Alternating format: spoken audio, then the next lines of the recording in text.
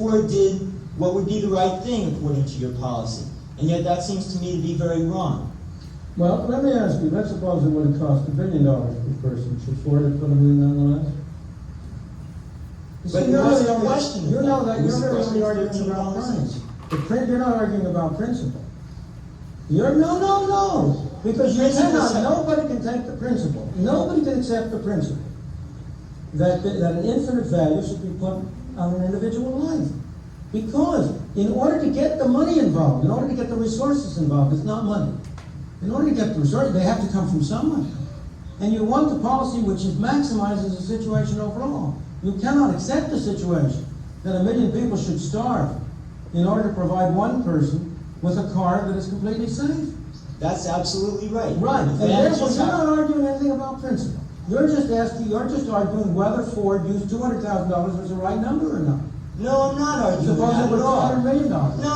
Suppose it were $200 million. What should Ford have done? $200 million for what? Suppose it would have cost $200 million per life saved. Should Ford still have spent that $200 million? You mean per... That's not the question. That's not really the question. Yes, it is a question. Yes, That's the it should principle of have. the question. That's the only principle involved. I don't know whether Ford did the right thing, the right question answer or is- not. That's a question of whether these numbers are valid numbers for the relative costs of different things. You're not arguing about a principle if you once agree with me that if it had been $200 million, the cost per life saved had been $200 million.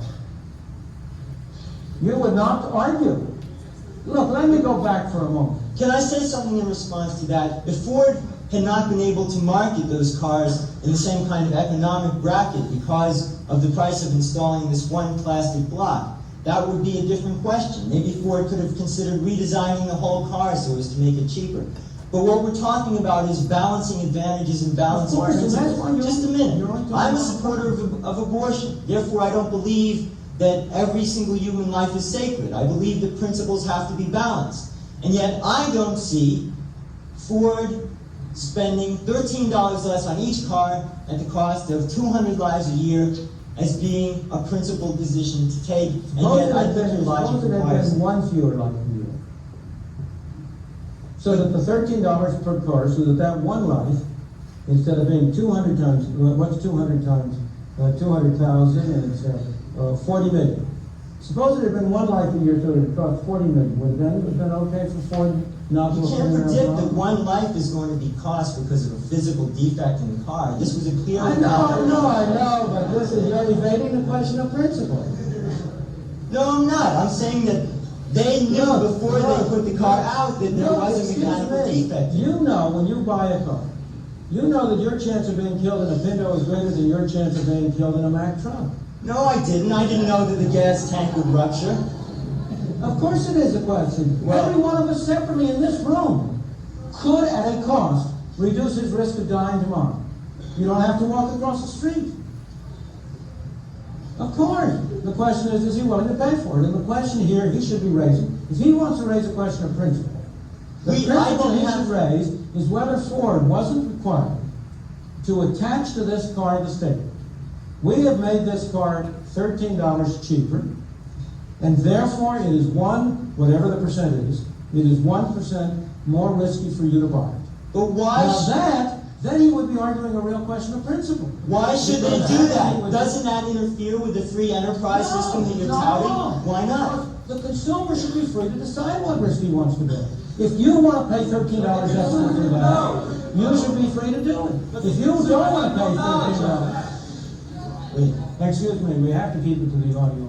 So then the government does have the right to require information of corporations, is that right? No, the government has a right to provide courts of law in which corporations that deliberately conceal material that is relevant can be sued for fraud and made to pay very heavy expenses. And that is a desirable part of the market, of course. What I'm trying to say to you is that these things are really a little bit more subtle and sophisticated than you are at first glance. But believe there are you can't get easy answers along this line, because your way of putting it really doesn't really get at the fundamental principles involved. The real fundamental principle is that people individually should be free to decide how much they're willing to pay for reducing the chances of their death. Now, people mostly aren't willing to pay very much. I personally regard this as very, very illogical. I see people on all sides of me smoking. No, there's no doubt. Nobody denies that that increases their chance of death. I'm not saying they shouldn't be free to smoke. Don't misunderstand me. I just think they're fools to do it. And I know they're fools because I quit on the basis of the evidence 18 years ago. But that's the real issue. And if you want to be ranked for it, you ought to be rated on those terms, not on the ground that you don't think they use the right numbers. Now look, I don't think we can keep on going very much. I'm afraid we're going to run out of tape, and I'm afraid I'm going to run out of voice. So I think I'll call it there.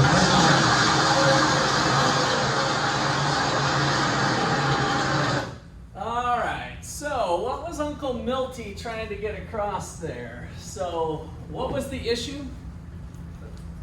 Ford could just pay $14 to stop the gas. Okay, and instead, what did they do? They just did.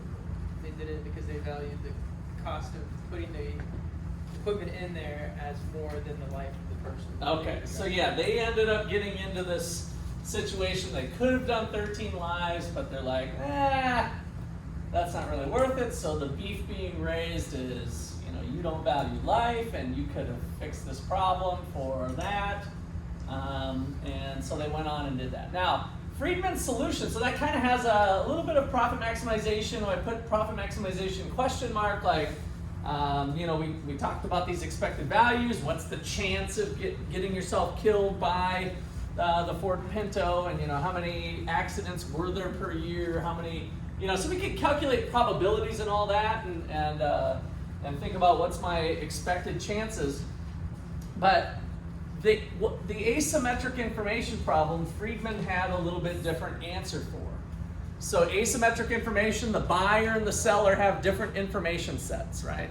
So the problem was the buyer didn't know about the increased chance of death due to the placement of the gas tank, and maybe the potential for a $13 fix. Had they done, I assume the $13 fix would have been, although back in the 60s or 70s, I think this was, maybe that would have been parts and labor, but I don't know if that was just the part, like when they were assembling the car, they could have done it. They learned this after the fact, so I think 13 might have been the fix even after, I guess back in the 70s, that long ago. Now you can't walk out of a car fixer-upper place and spend less than $100 on darn near anything, right? So what was Friedman's suggestion of how they could have moved forward?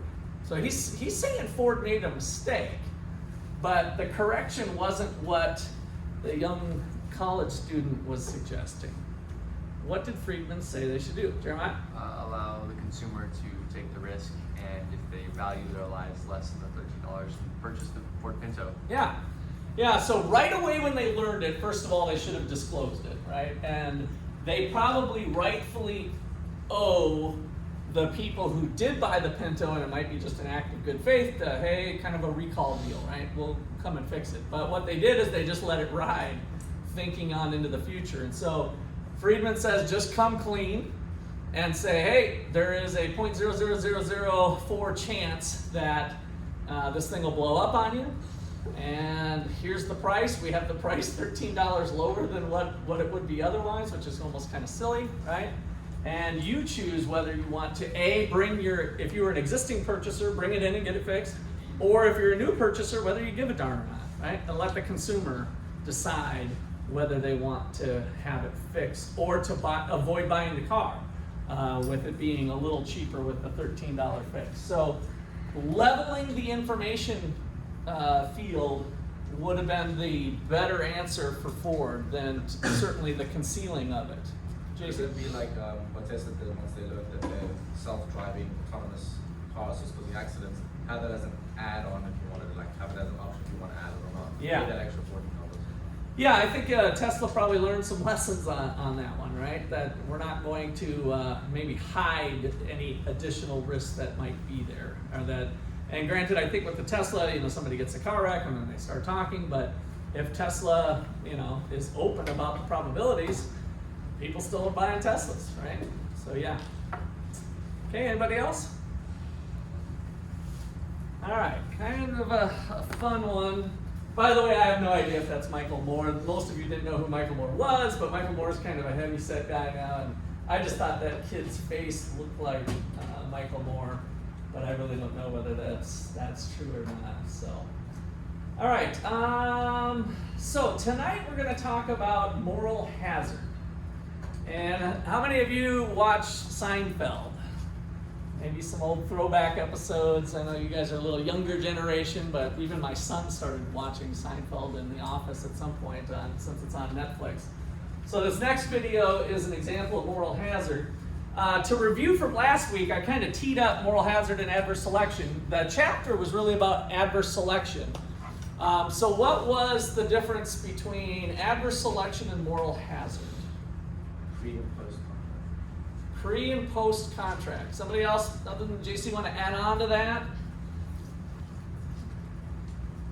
I think that's a good way to look at it. Pre and post contract. What does that mean? Somebody elaborate just a little bit on pre post contract. Well, adverse selection is people coming to think they're more likely to need the product, and the person offering, those selling the product don't know whether or not they have trade or need it.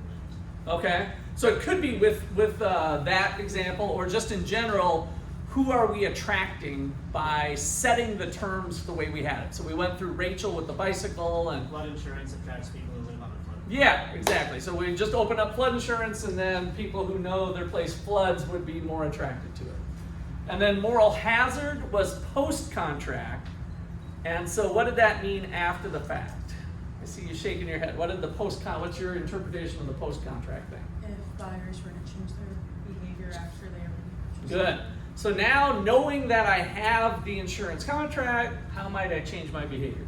All right, so this is kind of a short clip from Seinfeld here going into rent a car. Can I help you? Name, please. Seinfeld, you made a reservation for a mid-size, and she's a small. I'm kidding around, of course.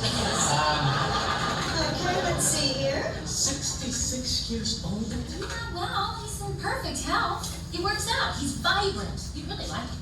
Why do you always say that? I hate everybody. Why would I like him? So what do you think? Would you go out with a 66-year-old woman?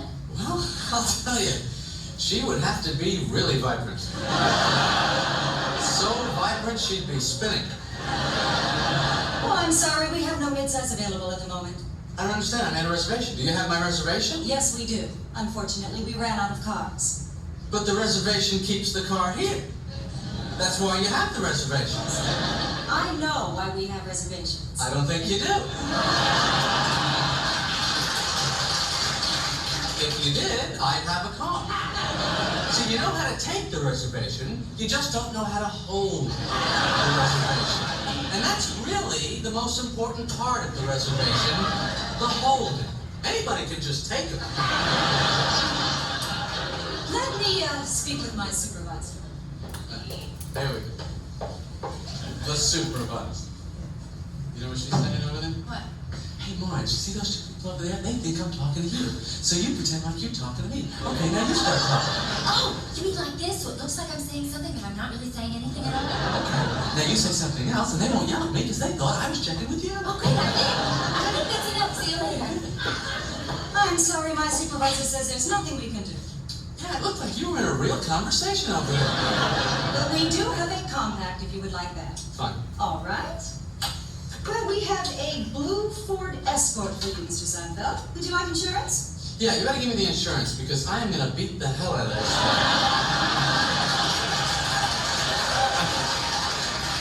Please, fill this out. Do not buy so. All right, so a little insurance policy, a little moral hazard on his part for how he might treat the car after he got it, once he's got the insurance in place, right? A little change of behavior on how he might do that. Okay, last video I want to tee up for you before we get into some of the details here is the signaling video. So last week we did signaling versus screening. What was the difference between a signal and a screen? Noah? Signaling is like the buyer kind of giving hints to the person selling it as to what they are interested in. Okay. And screening is the person with less information trying to get more information by running tests. Okay, good. Yeah, so it has to do with who's got the information and what they're doing. So the insurance company's running a screen with, do you ride bulls and all that stuff, right? They're the uninformed party trying to learn more about the informed party. And a signal's just the opposite. It's the informed party trying to let the uninformed party know more about them. All right, so we'll run this signal. I think this one we're gonna just go a little bit faster. I think you guys can handle it hopefully. Let's see if it gets too crazy. So how did the Korean Hyundai become such an excellent car and earn so much success in the marketplace? Well, let's go back in time. In 1986, the first Hyundai XL was sold in the United States. It was not entirely attractive, but it was inexpensive. The problem, though, is that it just didn't work that well. So Hyundais quickly developed a reputation for being lower quality cars, and in time they became the butt of jokes among American consumers. Jay Leno, who at that time was host of The Tonight Show, said that you could double the value of your Hyundai by filling it up with gas. Hyundai wanted to flip this reputation and compete with the more successful companies, such as Honda and Toyota, and they managed. Hyundai decided they would invest in new advanced factories, in worker training, and in quality control. This in turn would result in much higher quality cars.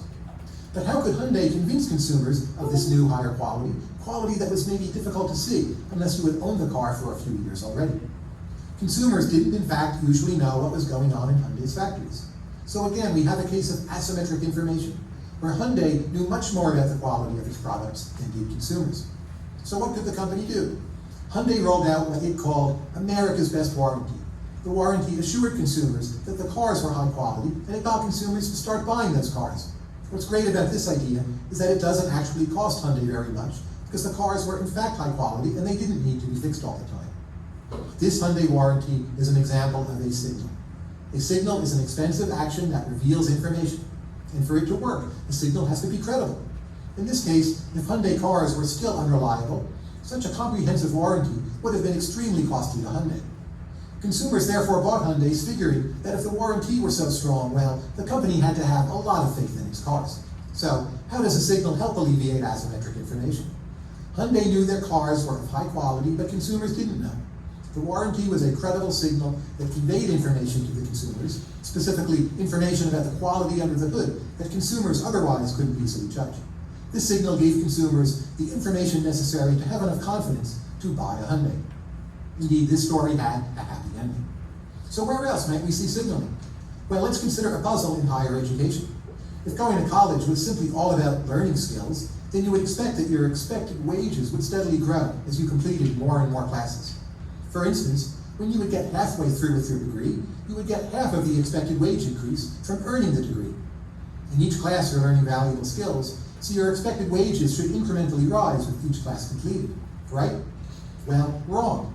In fact, a large fraction of the value of a degree comes on the day you earn your degree and finish. So rather than seeing a steady increase in your expected wage as you go through college, you have a sharp upturn in that wage right at the end, again, when you finish.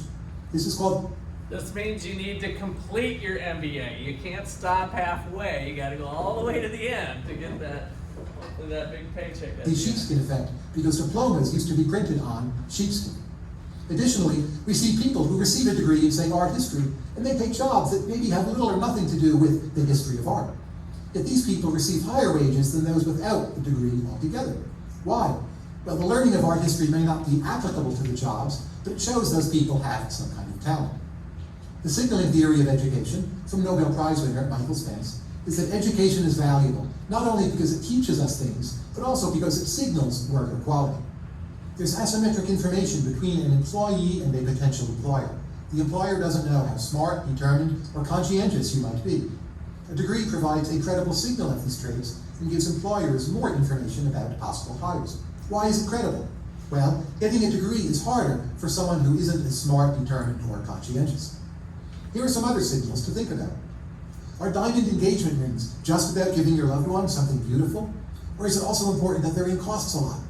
What asymmetric information might this signal help reveal? Here's another one. Why do some criminals tattoo their faces? What might be the asymmetric information problems they're trying to solve? And signaling is not only a human phenomenon. Why does a peacock drag around a large, colorful tail, which might appear to hinder its survival? What kind of signal might be going on there? And to whom? Check your intuitions to these puzzles and our practice questions after this video. So now that we've covered how signals can help overcome asymmetric information, you might wonder, are signals always a good thing? It might seem wasteful to spend 4 years at college or to spend 2 months' salary on a ring just to signal something. Students might prefer to learn more rather than spending so much time jumping through hoops. And it might be better to buy something more practical for our potential specs than just a ring. While signals do create some inefficiency, they also generate benefits by creating more information. They help individuals in markets realize gains from trade by overcoming problems of asymmetric information. So if you've enjoyed this video, well, give us a signal and please let us know. Drop us a note or leave a suggestion for us. Your feedback will help determine how we produce future videos and materials. Thanks. If you want to test yourself, click practice questions. Alright.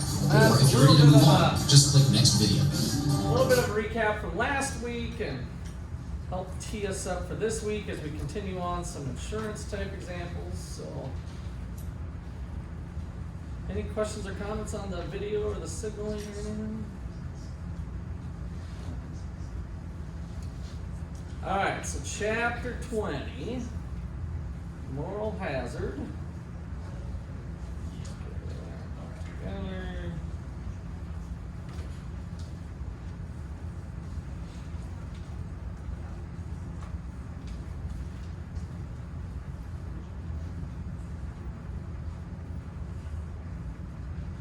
There we go. Alright. So, how many of you got a little gizmo that monitors your driving? Anybody got one of those? 1, 2, anybody else? Just 2 of you? Alright, give this a read here.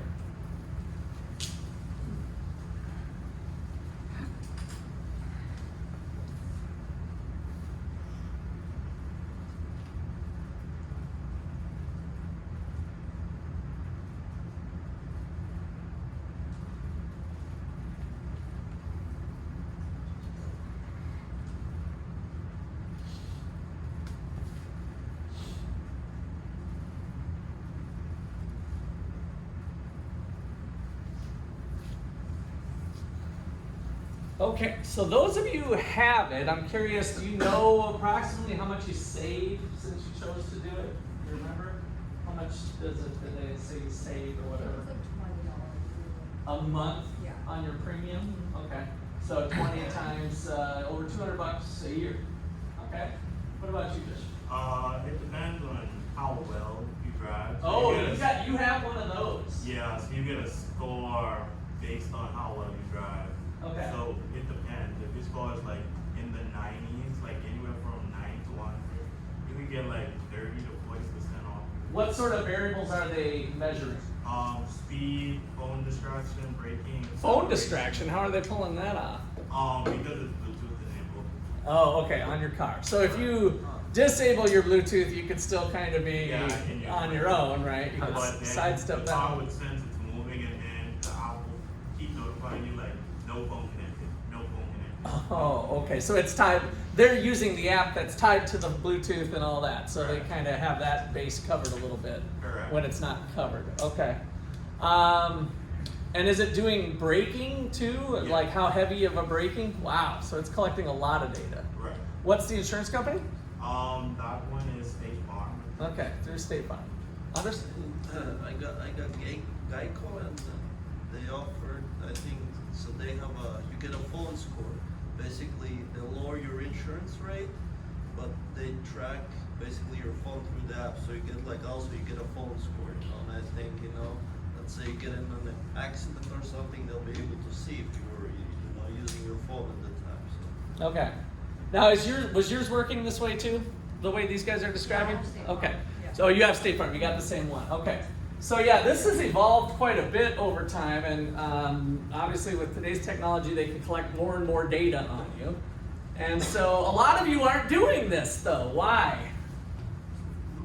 Why aren't you saving money, big money on your car insurance? I don't do it either. Because you don't drive that good. Okay, so you know who you are. I drive good, I just drive a little excessively fast. Okay, all right, a little bit of speeding. Allie, you're saying the same thing? A little bit of a speeder?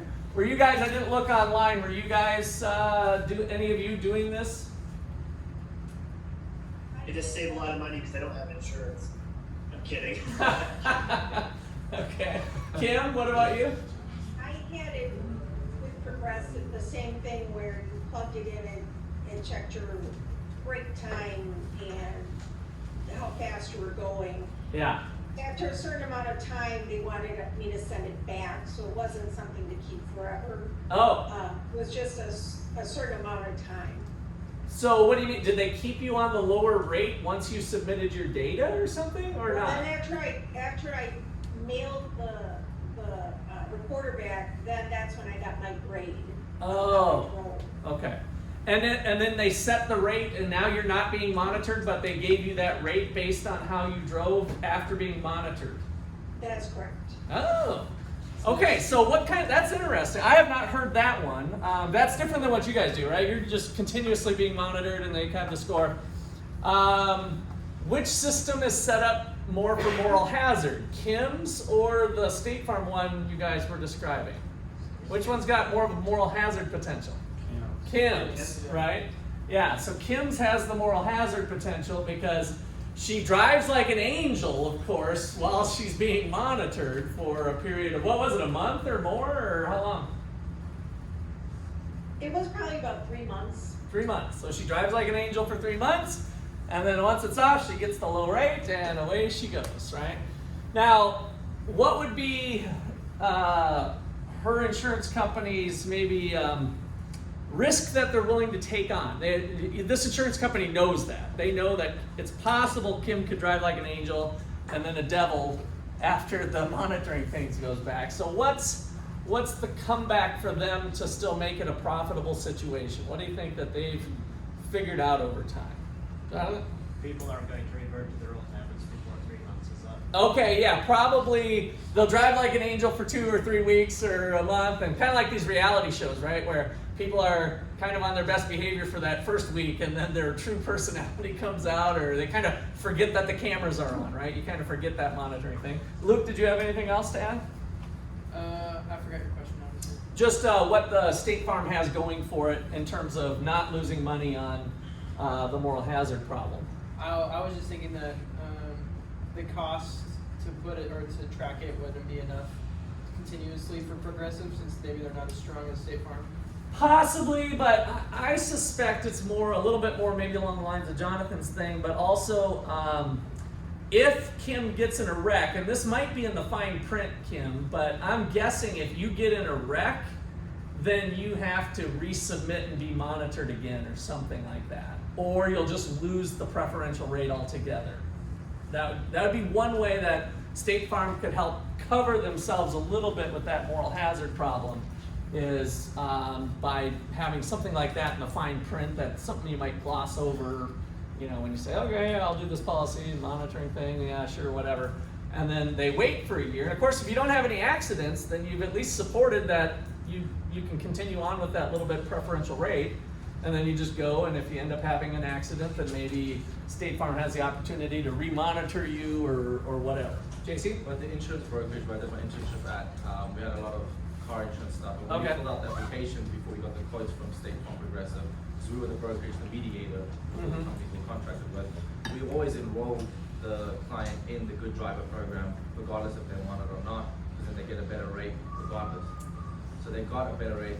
So you as a default, you tried to enroll them in that. If they looked at it and said, I don't want to be monitored, then Yes. they would have opted So out. we always put the wife as the primary person on the insurance, and then because of the women are better drivers, and then we always. Well, I think you gotta be careful there, but yes, the data would show women have fewer accidents and drive slower and whatever. So I guess that's probably fine to say women on average are better drivers. We got them the better premium, so then we got our sale check, and both parties were happy. And all Okay. three parties were happy. Yeah.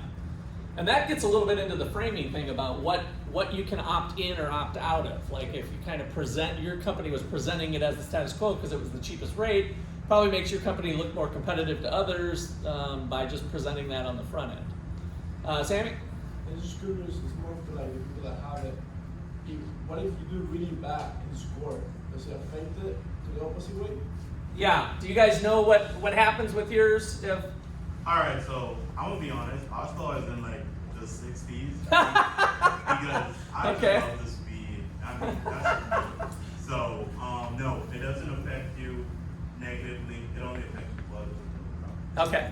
So are you still getting the preferential rate, or have they ramped it up, or have they told you, hey, you're at a 60, just want to warn you, next year you might be facing a higher rate? I think they will. I think it's yearly. They like revamp your based on your score. We're trying to bring it up, but I mean I saw They might give you another chance too. I had another student say the same thing, that they don't penalize me, or it doesn't seem like they've done anything. I just drive normal, and so you start to wonder if it's a little bit of a bluff. Now, what would the insurance company be overcoming by having the people who are willingly being monitored? They're choosing to be monitored. Yeah, that's adverse selection, right? And so, in other words, they're kind of bluffing. But if you come to me and say, hey, you're going to be monitored and you'll get a discount, who raises their hand? You did, but they're bluffing, right? It's possible, I'm not saying I know this, but it's possible that they're bluffing a little bit because they're trying to overcome adverse selection. Who's going to come to the table? And this is what I've kind of sensed with other students when they did it. Who's going to step up and say, I'll be monitored? The good drivers, right? Josh would be an exception apparently, but the safe drivers are going to come to the table, and so maybe they don't put as much weight into it. They don't worry about it, because JC and myself and other people who like to roll stop signs and drive 9 miles over the speed limit, that's all I ever do. But if it's a 30-mile-an-hour zone, McCullough's doing 39. If it's a 74-mile-an-hour zone, McCullough's doing 75. McCullough's doing 84. Will you buy one of those radar? So I've been driving. This is my empirical evidence. I got my license when I was 15. I think I developed a 9-mile-an-hour rule sometime in my 20s, though. So let's just say I've been driving for 25, 30 years, never got a ticket, ever, doing 9 miles over. One time, I thought, I was so disappointed. I was coming home from my brother's house, and somewhere outside of Chicago, cherries go up, I get pulled over, and the police officer comes up, and I'm like, oh gosh, my example for class is blown. That's all I cared about, honestly. It was like, the 9-mile-an-hour rule failed me. I can't believe it.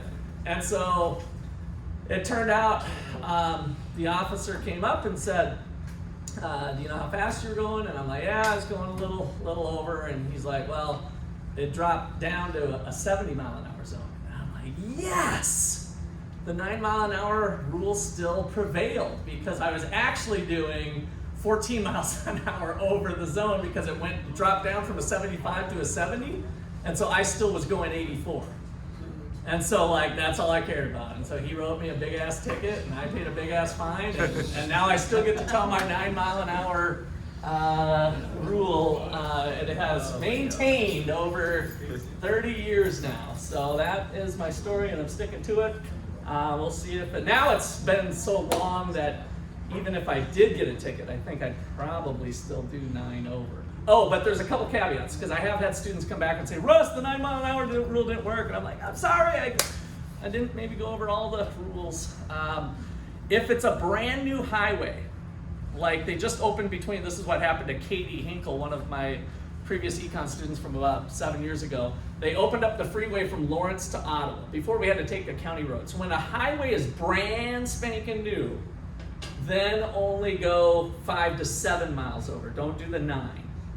Why do you think that's the case?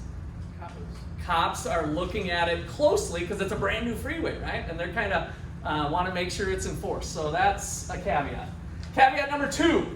If you are doing 84 miles an hour and there is a highway patrolman in front of you doing 79, you do not pass the highway patrolman, right? Doing 84. You slow down and follow. Do not pass an active highway patrolman. And if they're doing the speed limit, you do the speed limit. So that's my 2 main caveats to that rule. So Construction zone. okay, construction zones. you know, kind of use your judgment. But I still have gone 9 in construction zones too. Yeah, Jason. Don't do 9 over construction zones. Come on. Yeah, and honestly, for construction zones, I say use your judgment. I mean, if there's workers around, I mean, I'll slow down. I might even go below the speed limit just to, you know, for safety of the workers. But if it's just kind of one of those construction zones where it's, you know, at nighttime and nobody's in sight and there's just cones on the road, I might not stop me. So one of my friends, I would drive to Lee Summit. It's an hour away, and I did that last semester every 3 times a week, and the weekends to go to my girlfriend's. And from goes like 70 to Ottawa, in Ottawa, then 75, and we get to Missouri, it goes 65. Yeah. But I stay at 80 in that 65 zone. No. Because that's your own problem. You're running the rest there. But I'm in the fast lane, and then people are going 90. Yeah, see, I don't use other people as my gauge. The same thing in Chicago. I mean, people are nuts there. I drive 9 miles over, and they're blowing past me at 20 miles. So what I learned is, so some cities are different. If you're in a group and you're like, let's say 3 cars in the fast lane, if you're the last one, you get pulled over. So never be the last car. Because I was in that situation where like. Yeah, I'm not sure that's always worked. I've heard of that being people getting burned on that before too. So, all right, enough. That's probably a little more of a sidebar than I was looking for. Whoops. What did I do here? Let's see.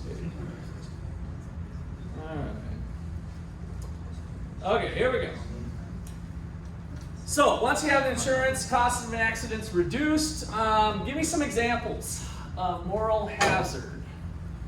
So once you have insurance, the cost of an accident's reduced because you're going to be covered. Lots of different types of insurance. Give me just a couple examples of maybe something outside of what we've been talking about. Other types of insurance. Joe? I thought like when you have, maybe I might be wrong, but like I thought when you have more accidents, the insurance rate goes up. You will, yeah. So that's a little bit different. Yeah. So then you've revealed that you're not the safest driver in the world. So then you'll fall into a higher risk category. But think of other types of insurance: health insurance, renter's insurance, life insurance, warranty insurance on a new washer and dryer. You know, whatever. Pet insurance. Pet insurance. Okay, that might be another one. So lots of different insurance policies. Just give me a couple examples of moral hazard when you bought one of those policies. Just like to hear a couple people. Go ahead, Kim. If somebody buys renter's insurance and they may not care for their apartment as they would if they owned their home. So they might trash it, or they might yeah, that would be a good break one. things. So the renter's policy typically is for fire insurance. It can be natural disaster or other things too, but it covers the contents of whatever you own that's in the apartment that you're leasing. The landlord has a fire policy just for their property. So if it burns, they can get their refrigerator and their dishwasher and all the other damages with the fire, but none of your personal property is covered. So what would be the moral hazard with a renter's policy as it relates to fire? What might the tenants be behaving differently knowing that they have a renter's policy than they would otherwise if they didn't have a renter's policy? That's what moral hazard is. Leaving the door unlocked. Door unlocked, okay? Purchasing an absurd amount of candles. Okay, yeah, an absurd amount of candles. We're gonna have a seance or something, or a big party, and so we buy 100 candles. Wouldn't that be cool? Let's do 100 candles in our apartment, and maybe some incense. So there was at one of the properties we had, I don't think this was terribly moral hazard, but could fall into that. The old halogen lamps that used to burn like the sun, they don't make them anymore because I think there was too many fires and other technology is more energy efficient. But having a bunk bed and having a halogen light here, you know, maybe you thought when you're sleeping, oh, I like the warmth of the halogen light.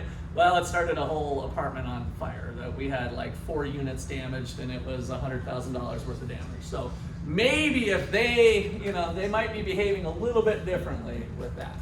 Okay, so that's the concept, moral hazard, and it goes beyond even insurance that we'll get to. So let's go back to Rachel and the bicycle. Suppose we got a 40% chance of theft when parking their bike on the street.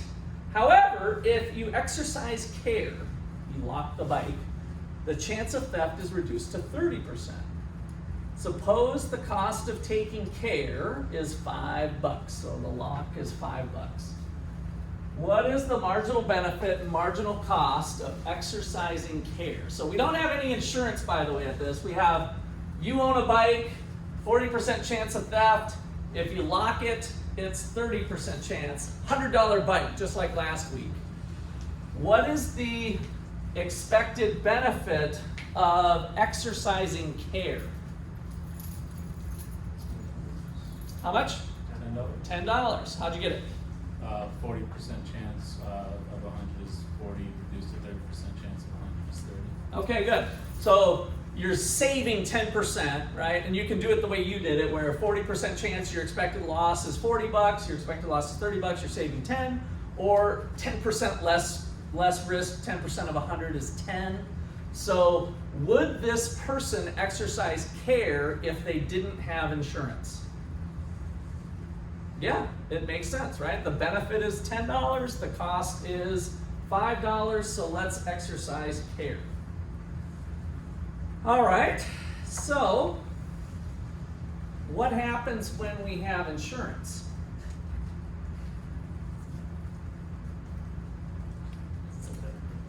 Will we exercise care? No. So if we have full insurance, we did a couple different examples, but if we have full insurance, what is the expected benefit of exercising care when you have full insurance? That would be the net benefit, but just the benefit would be zero. Once you've paid your insurance policy and the insurance company is going to pay you the full 100, if it gets stolen, you get your bike back, you're made whole. So the cost of exercising care was $5, the benefit's zero, don't do it, right? So we're changing our behavior after post-contract, so after we get the insurance company. All right, so now State Farm is anticipating this moral hazard and now charges $45 for every policy it sells. What would be the problem with that?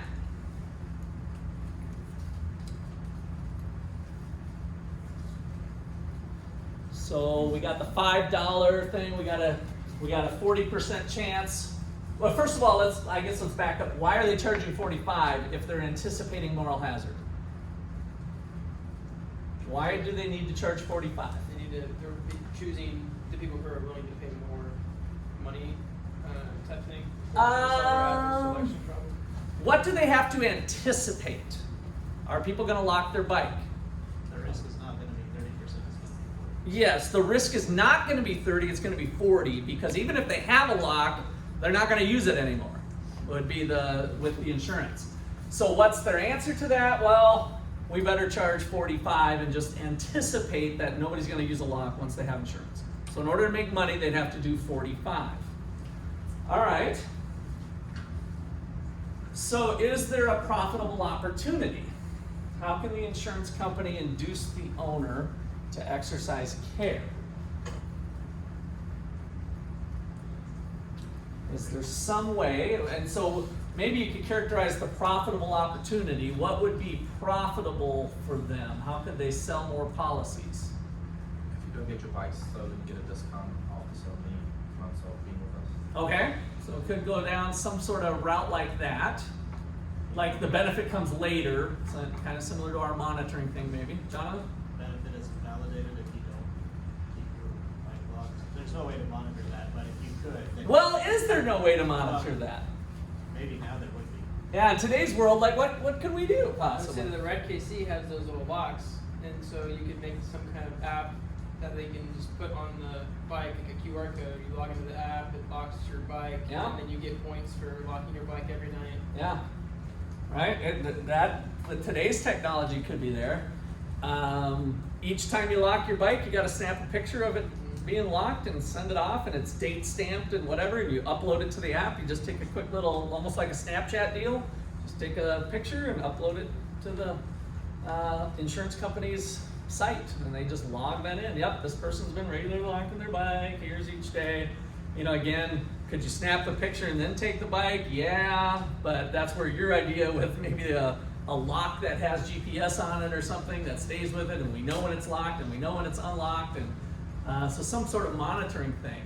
That might be a way to do it. What does it do? It drops the rate down to 30, and we can get more customers that way and get good customers that are exercising care. Okay, questions or comments on that?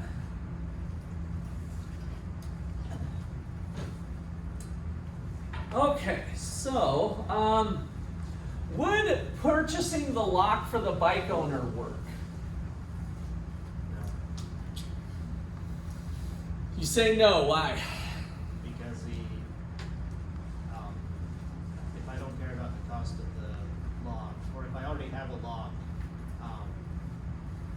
having another lock isn't gonna make a difference because it's more the inconvenience of locking it every night than it is the cost of buying. Yeah, there could be, you still have to take into account, yes, there was no monetary cost for the lock, but there is an effort cost, right, of taking the time to lock it up and do that. So, you'd have to be careful with that idea and maybe do a combination of buy the lock and some sort of monitoring maybe, or maybe you roll the dice. Maybe people, as we found in that one video, they found, well, why would people buy insurance? Well, people who take care of themselves tend to buy insurance too. So maybe people who have a conscience and they have this lock and that was the deal that they had, maybe they would do it. Maybe they wouldn't be doing the marginal benefit, marginal cost. All right, so here's a little more exercises. Drivers with airbags are more likely to get into traffic accidents. What I'd like is a explanation of moral hazard and adverse selection. So drivers with airbags are more likely to get into traffic accidents. Let's start in the back. Hurry up. You look like you're concentrating on your computer a little too hard. What do you think here? Are you paying attention? Sure. Okay, what do you got?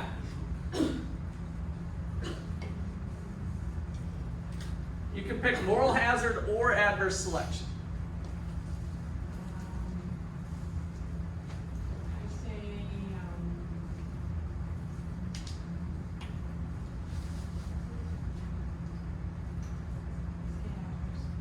Okay, and what is it? What is the adverse selection thing?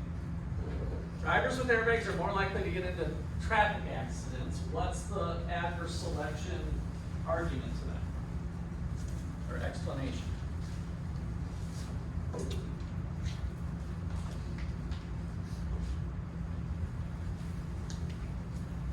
Okay, don't know. Yeah, go for it.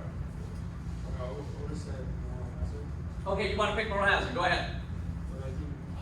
Drivers now, if they had the airbags, would they change their behavior and drive? Okay, so they might drive a little more recklessly knowing that the airbag is going to save them, right? Yeah, that'd be the moral hazard argument. So who wants to help out on the adverse selection argument? I can try on the adverse Okay, selection. go for it, Brianna. So like drivers that drive more recklessly are likely to buy cars with airbags? Yeah.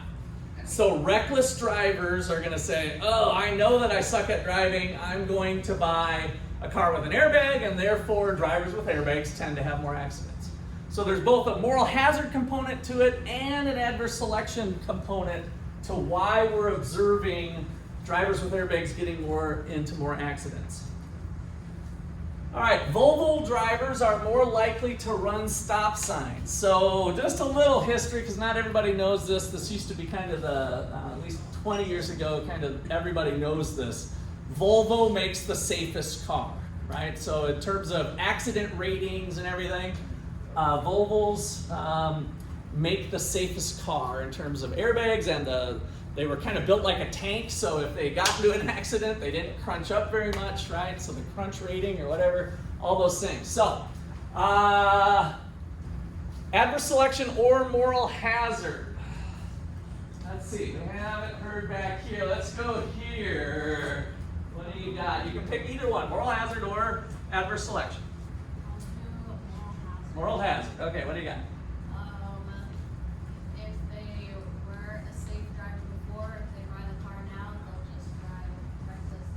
Sure. Kind of similar to our airbag argument, right? Yeah. So they feel more comfortable, and they're gonna, oh, nothing's gonna happen to me, and so we're gonna run stop signs. Adverse selection. Let's go to Allie. I see an inquisitive, informative, wise look on your face. Volvo drivers, what about adverse selection?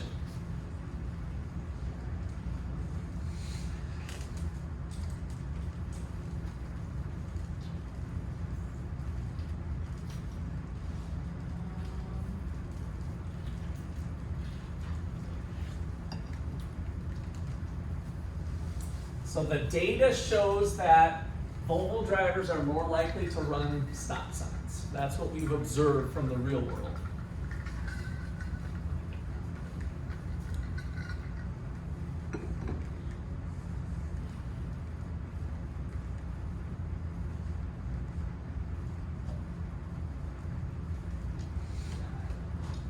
What's adverse selection in general? What's the problem? Now I'm going to put you on the spot. This was last week's stuff. So we got asymmetric information. We watched a couple videos. Have you been watching the videos? Are you engaged? Or... Okay, yep, we had that. So what is adverse selection? I've understood moral hazard more than adverse selection. Okay. Is it pre-contract or post-contract? Adverse selection. That's kind of what we started off at the top of the hour with JC's comment. Is it moral hazard is one of them, adverse selection is the other? Is it pre or post-contract? Pre. Good. So it's pre-contract. So who are we attracting to be Volvo drivers? Safe drivers or lousy drivers? Probably not so good, right? So I know I'm a lousy driver, and so I choose to buy a Volvo. Right? So this argument's the same for adverse selection as it was for the airbag, just in a different way. All right. All-you-can-eat restaurants. Customers eat more food. Reese, give me a moral hazard or a adverse selection, your choice for all-you-can-eat restaurants. Okay.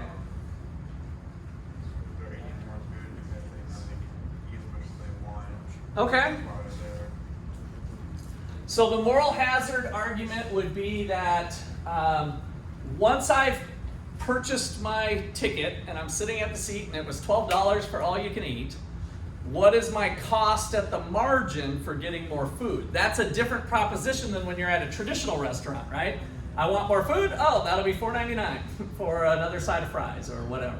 So the cost-benefit decision is different. How much is the monetary cost of more food at the all-you-can-eat restaurant? The monetary cost is 0. Is there any sort of cost? Little bit, right? Here you are, feeling kind of full, and you're like, oh, I just spent $12. I think that ice cream cone will give me this much benefit, right? What's it gonna cost me? Oh, gotta sit up, rub my tummy, and go, right? So you have a little bit of transaction cost, a little bit of shoe leather cost is what economists would call it, to get there. Like you have to put in a little bit of effort to get it, but as long as that ice cream cone has a little bit of benefit and the cost is low enough, you keep stuffing yourself until you're ready to roll out of there. Yes? Well, there are some restaurants that, like all-you-can-eat restaurants, that if you just keep ordering food and you end up not eating everything, like they just charge you. Yeah. So that's one way that they try to overcome that, right? Is having a charge for uneaten food, or sometimes they'll play to your sensibilities, hopefully, and say, please don't take extra food. It makes our food costs go up, and whatever. And we're just a small mom and pop restaurant, and cry me a river, right? So that they might try to do that. So lots of different techniques to try to maybe overcome the moral hazard, and one could be a penalty. Like if you have uneaten food, we're gonna weigh it, and if it's more than X, you're gonna have to pay a couple bucks per pound or something, right? Some sort of charge.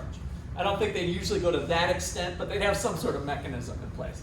Did I see a hand up? Yeah. Over the chow at the plaza, you have to get the buffet and have the meat. They don't let you take to-go boxes home. Yeah, no to-go boxes, yes. And that's fairly common at the all-you-can-eat places, no to-go boxes, for sure. All right. So we haven't had our adverse selection. So Jordan, maybe we need to hear from you on adverse selection, all you can eat restaurant.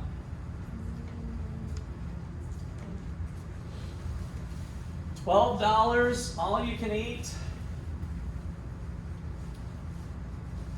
I feel like it would be along the lines of they're already paying, they think $12 isn't that much, so they're gonna go ahead and fill up as much as they can. So that's dabbling on the moral hazard, though, so that we'll eat more than we might otherwise eat if it was pay per use. So again, we're thinking for your adverse selection, pre-contract. So before you pay the $12.99 for the all-you-can-eat buffet, what is the adverse selection issue that restaurants running all-you-can-eat buffets should be thinking about? So who haven't we heard from? Jack? What do you got to say here? Well, you probably bring in a lot of people that are looking to eat a lot of food. Yeah, we got some big eaters, right? So think of how you're setting up your restaurant and you've done your research and you figure out that the average American eats 1.5 pounds of food, right? Of the stuff you're offering, whatever that means, right? You come up with some estimate. And that's what research shows. The average American eats 1.5 pounds of food. And then you open your doors, and who's coming in? The Ottawa University football team, right? And other big eaters, championship eaters, and other people that want to practice for the hot dog challenge or whatever. So who we're attracting to our business are people who normally eat 2.5 pounds of food. So what's going to happen in terms of profits? They're going to be lower than expected. We might lose money or we might not make as much money as we did before. And so the cure to that is just to anticipate it. So if we're anticipating it, what does the restaurant need to do with their $12.99 menu? When the average American eats 1.5 pounds and they've priced it all out and it turns out $12.99 would be a pretty profitable thing, what do they need to do, Joe? They got to go up, right? And so knowing that even the little bitty people are going to eat more food than usual and we're going to attract bigger eaters, then maybe it needs to be just $13.99. It might not even need to be that much more, right? $13.99, $14.99, whatever that number is, but we need to compensate that into our pricing decision. And then it goes away. You've just factored it into it. Okay, questions or comments there? All right, so shirking is the idea of people goofing off. This is kind of the old economist term, shirking. So goofing off at work, going through Facebook instead of working, right? So taking a little easy. So give this a read.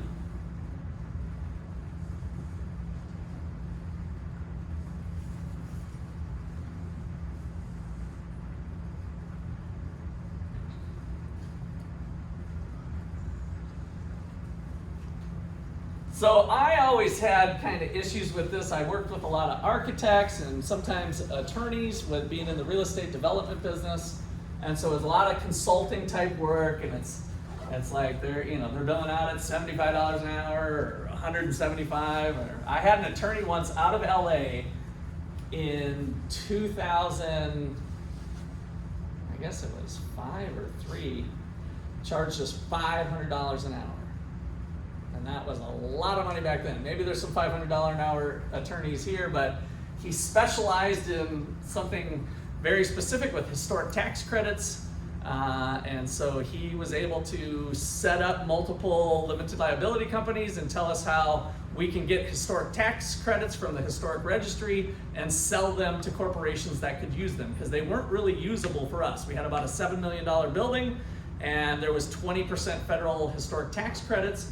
So we had to try to unload $1 million worth of funds to for these tax credits.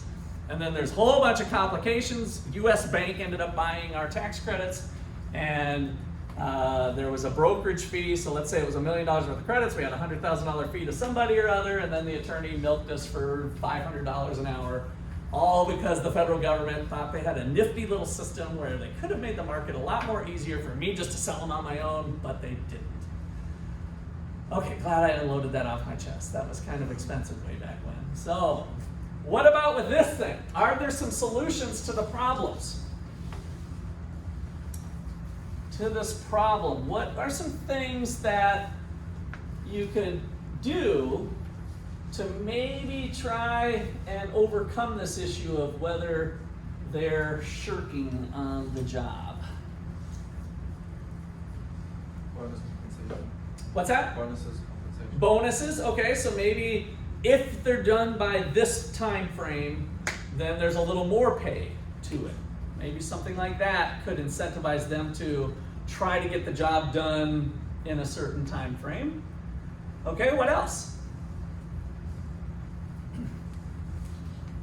Yeah, no? You can put like a cap on the hours they can work in a week or a month or whatever. Okay, so you could try to put a cap on. Now, here's the problem with these types of deals is that you don't always know exactly, and the consultant doesn't either. They have the best idea, right? Because they're an architect and they're trying to design a building. So we're building a multifamily 7-story building, and it's got a parking garage in it, and so we don't know what that's going to look like working with the client, and the time and the hours and the systems, the HVAC system and the electrical, and there's a ton of stuff that go into that whole thing. And when you're sitting down to talk to, hey, do you want to do this job or not, there's a lot of uncertainty in it. And so one thing could be is to set a cap on the hours, but we might not know exactly what those hours are. So that might be still, I think you're heading the right direction, but maybe try to convince them that like you'll pay a high in pay and but a lower hourly rate so that they'll, when they complete the job, they'll get more money. so some sort of little bonus system, like if they meet it, it might be back along the lines of what JC was mentioning. So usually what we did was we would go out to multiple companies first of all and try to get a bid. Now when they do a bid, it's hourly rates, but a lot of times they would try to use the not to exceed this amount. So I think I can do this job for $15,000.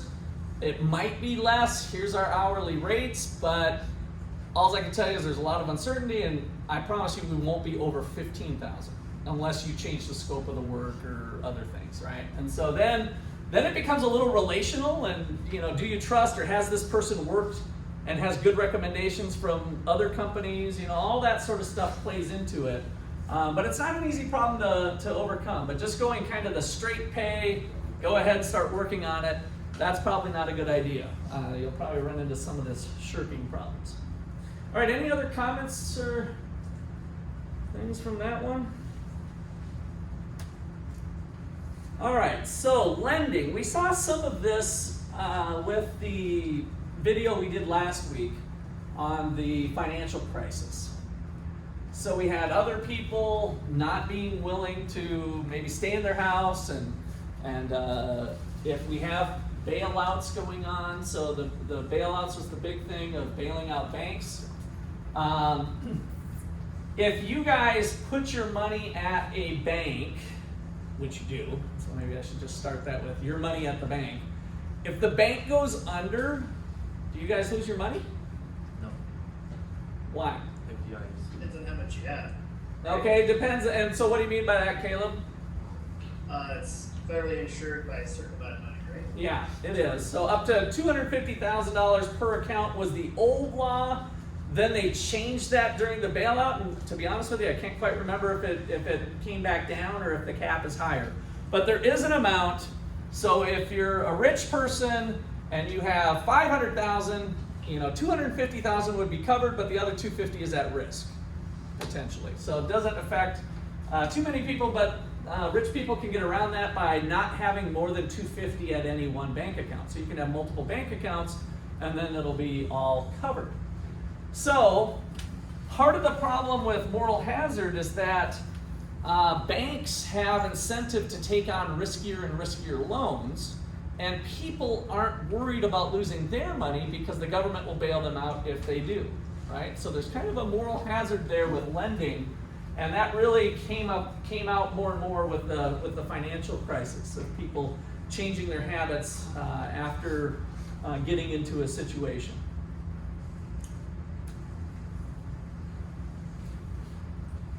So I don't believe in too big to fail. Let me let you guys give that a quick read.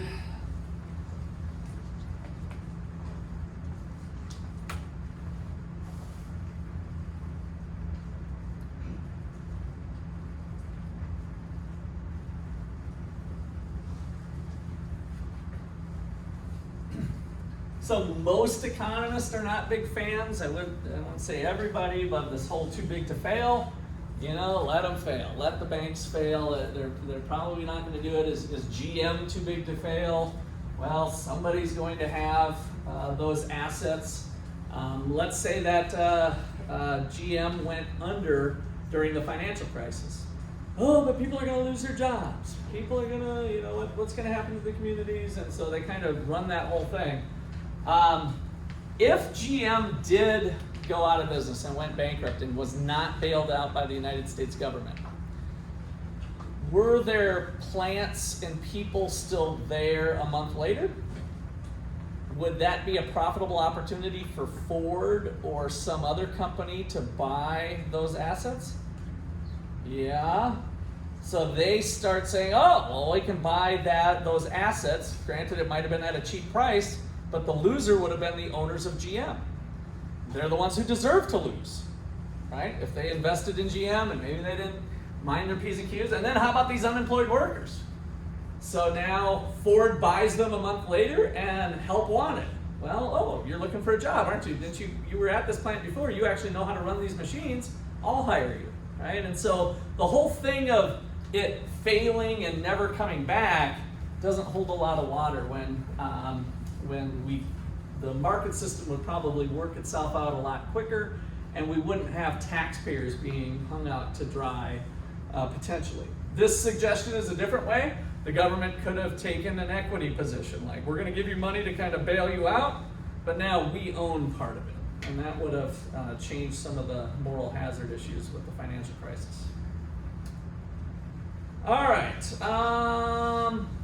what happened to borrowers that are responsible when we have people bailing out or getting bailed out? What happens to the cost for the bankers when people are having that? What do they have to do with interest rates? Raise them or keep them low? Raise them, right? So responsible borrowers end up getting kind of screwed over when we have some of this stuff going on with the bailouts. All right, let's take our break. And then we'll come back, so we'll plan on quarter 2. It looks like it's about 7:30. I guess we'll do it 1 minute over, but about quarter 2, we'll come into home base, finish up chapter 20, and maybe get out of here even a little early. Well, early to do other things.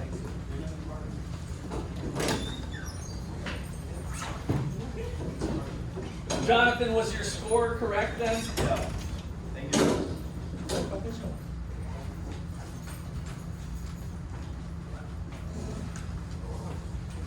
Question?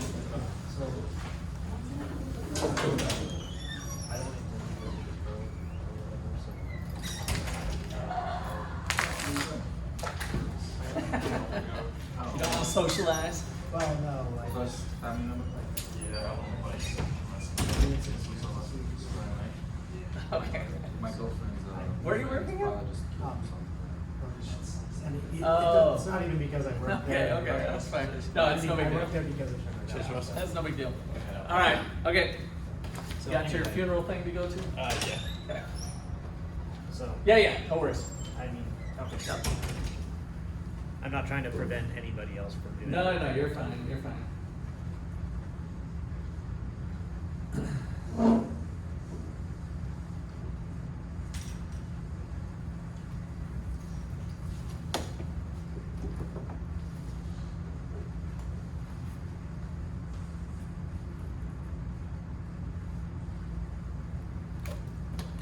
What do you do there, Jonathan?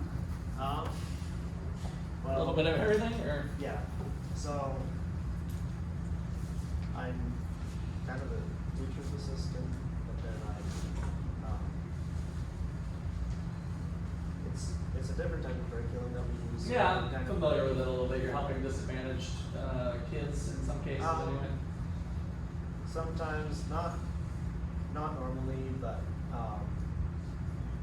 yeah, we just. Oh, so that's not the normal thing. I thought I had heard that that was part of it anyway. I mean, there have been times in the past. As far as tuition, Yeah. paying tuition, whatever. Okay. Yeah, so we just, for a Christian school, and normally the type of school we have would be just serving the families of the church, but ours has gone beyond that, and so we even have students going from Garnett who actually. Oh, okay. School. School. It's still a small school. We have 45 enrollment, which is actually a record for us. 45? So, And is there's service that runs out of there too? Like, is there a pastor that? yeah, we do. We have regular church. Okay. services there too. Okay, that's what I thought. But not everybody who comes. Because I live just half a block from there. Yeah. And The building used to be Faith Lutheran. yeah, which is my church. Yes. I don't know if I brought that up. Yeah, yeah. Okay. Like with this, Yeah. open up Outlook with Yep. computer. Yeah, so, we use the ACE curriculum, which isn't a traditional classroom format, it's an individualized curriculum. Oh, So what does it's ACE stand for? Accelerated Christian Education. Okay. So, and they use slightly different terminology, like they use supervisors and monitors, so the supervisors open the classroom and the monitor takes care of certain administrative okay. stuff. And So then each kid has kind of a customized thing they're doing. Yeah. But it is a It's curriculum it's it's a or are they curriculum. choosing kind of what they want to do? Well, there's a standard curriculum, but then there's some adjustment, like a student who's a little slower might Yeah. not catching on as quickly can be slowed down in a subject, and it doesn't, somebody else at the same grade level doesn't have to slow down with them, so. Are they getting taught from a traditional way, or is it more one-on-one? They're kind of working with online content. It's actually, they get booklets that they work in, and then they're supposed to read the material and then do the math. or So they're not answer getting questions. lectured to though in a No. traditional format. They are No, working they have- self-directed, they- but then with these If they monitors have or trouble, then systems. they ask questions to get academic help if they're struggling with understanding stuff. Oh. It's kind of, to some, like, we keep an eye on it, but to some degree, it's supposed to be on them. They're supposed to take the initiative to ask for help if they're Sure. not understanding stuff. Yeah, cool. And That's obviously, kind of- the younger they are, the more direction they get, and the idea is the older they are, the more responsibility. But it's not considered any kind of homeschooling at all, or The is it? curriculum is designed for, a lot of homeschoolers might use this curriculum, but it's Oh. designed, the curriculum comes with the whole procedures book as to this is how you're in a classroom using this curriculum. Okay. And the homeschoolers would follow all those procedures because they don't apply outside. And then is there any, it's all 100% private, right? Yeah. So is there standardized tests or anything that they? We do. Have to give or We opt choose to into- give? We opt into it. You opt into it? Yeah, Okay. now, we don't, but, I don't know what we would do if the family really felt strongly about it, but like, we don't advertise it as optional. Yeah. So you wait to see if they, kind of like put when you're talking about the framing, like, this is how we do it, and then maybe if somebody threw a big fuss, but for the most part, nobody fusses Yeah. over it and stuff. And that gives you guys internally a little more benchmarking that you can compare to Yeah. peer institutions. It's for, we say it's for us, it's not for the students, like, this is just to tell us. Yeah, to monitor you more than the students, Yeah. maybe. Okay. And so is there grades and stuff? Yeah, so they do, in each subject, you do 12 cases a year in each subject, that's the ideal, and then at the end of each case, you do a test and you get graded. If you get an 80% or above, you consider to master that and you go on to the next phase. If you get below an 80%, you're actually supposed to repeat that and you don't move on until you can pass that test. So it's a little bit of a pass-fail system. They don't actually get a letter grade then for a class? No. Even the older They get a, students? they You get got a. all grade levels, right? Yeah, they get a percentage grade. Okay. And then those percentage grades are tied to a letter, like, technically, they would say, this grade would be A, B, and C, and we even have. they So even if somebody have- asks for a transcript, do you guys do that for the institution that's requesting it, or not, or do you Yeah, just show the percentage? It's like with campus We management. would provide a transcript and it would have, it's based, I think it includes the percentage average, but I think they do translate it into a I know, grade or like, GPA. As the campus management president, I have to But do events. for the most part, it's packaged Very as much it's the same, things like that. Okay. But then there is a correlation that this, they don't do it's A, B, and C, because they would say that D is not mastery, so below this. So with your internal monitoring of their testing, how does it look like they perform relative to peer institutions or whatever, traditional methods or traditional schools? Fairly well overall.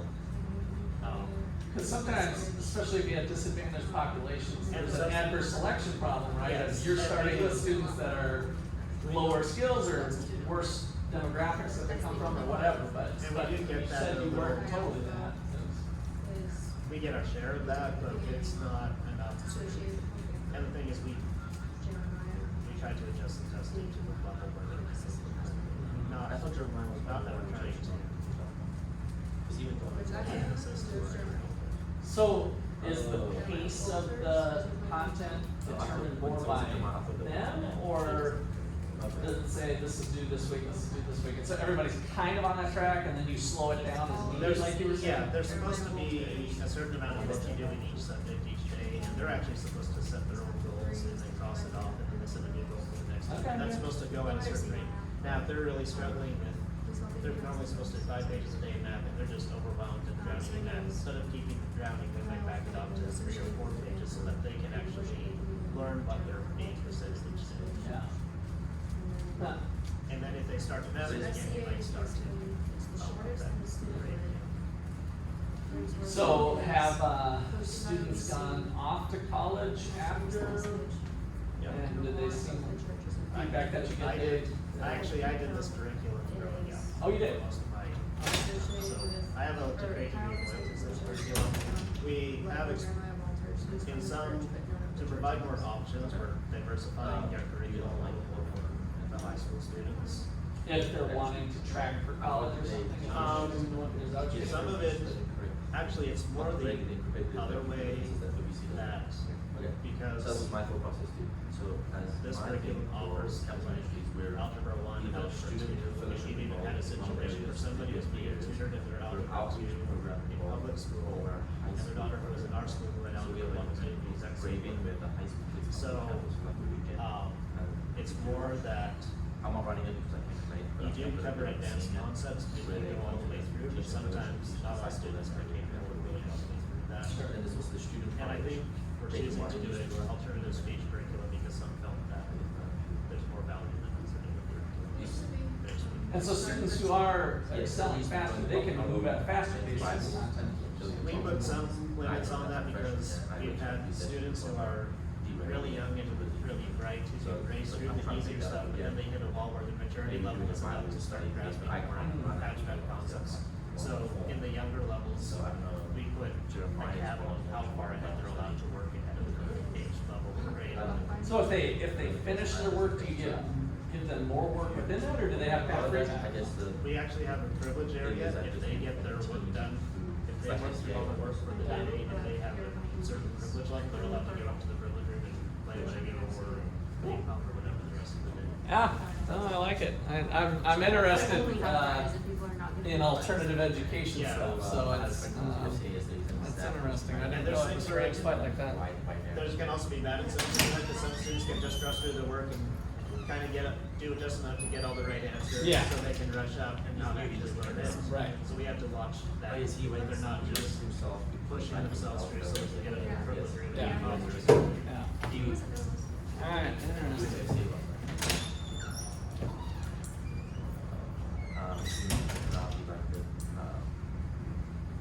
We have trainings. Mondays we come to the praise worship and we can make potentially go to the other one because we have training for those nights.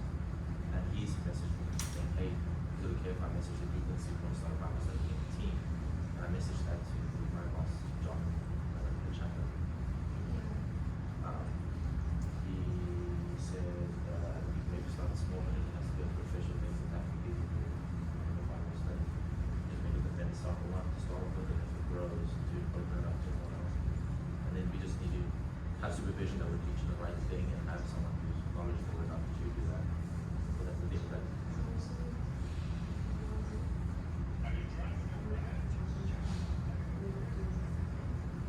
What? Well, he's not about that. Because he's well,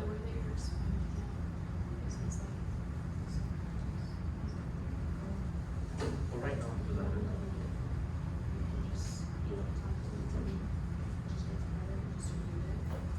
but for me to have it like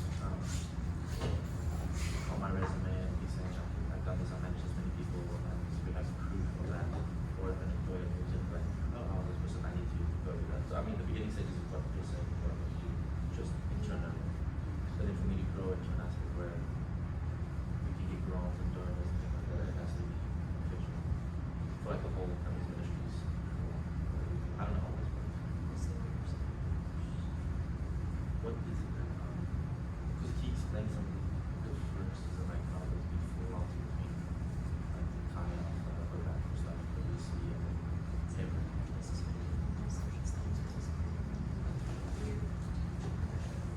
Yeah.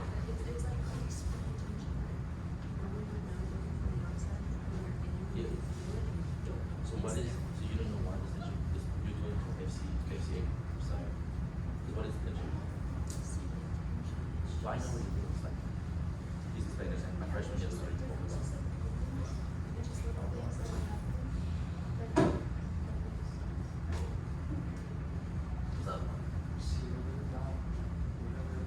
But you could put me into it.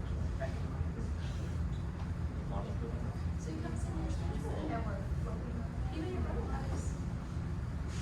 Just because we doesn't mean we can just get it.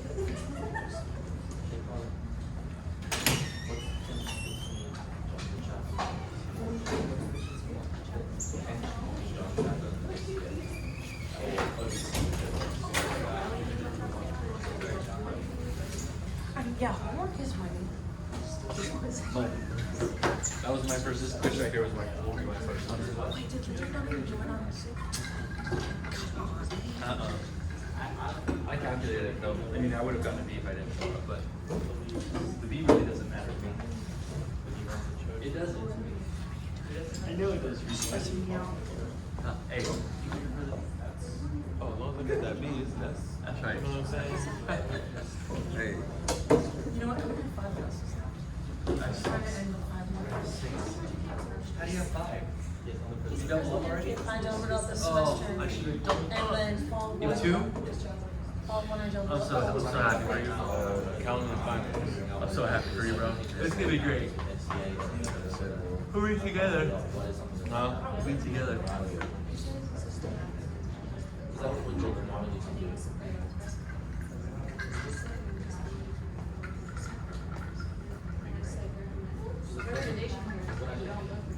wanted to finish in May, but throwing this past May. Yeah. Is basketball still paying for half at least? For your MBA? Nah. Alright, but the VA, because that was the VA. Ah, okay. Cool. I'm trying to see how we can get it going forward tonight. I need a VP, well, I think I have a VP, I need a secretary or so. She has to have these things. Moral hazard.